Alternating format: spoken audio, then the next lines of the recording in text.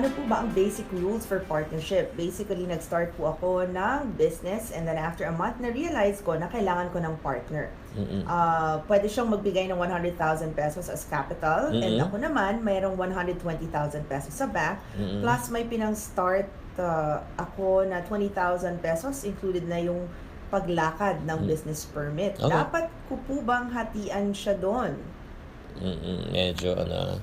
Sige, so maybe just the basic principles, no? Kung let's say meron kang partner sa isang negosyo, Yeah. ano yung isi-split? Not just the profit, but even siguro the other expenses. Let's talk about yung kung may mga partners ka na kino-consider. Number one, syempre, people you trust.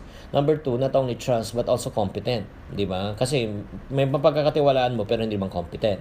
Number three, anong klaseng partnership ang tinitignan natin? Is it an industrial partner? Mag-i-invest siya ng skills? Or is it because of the financial partnership? Or is it because of the connection? Marami siyang way. But the principle about partnership is always agreement. There must be agreement, meeting of the minds. There must be, what do you call this, yung sense of chemistry between the two. So aside from yung agreement, number two, put the agreement into writing. Very important po na kailangan po sulat natin po lahat ng ating pinag-uusapan dahil kung hindi nyo sinulat, maniwala kayo, that will be the source of miscommunication.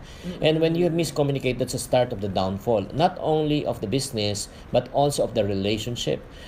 Very important, I would always tell people that I will keep the relationship rather than the opportunity or the business. Ang negosyo, pwede nating pwedeng ibuuin, pero ang hirap mabuo yung pagkakaibigan, lalo kung magkasiraan ng dahil lang sa pera at miscommunication. At madalas ang miscommunication.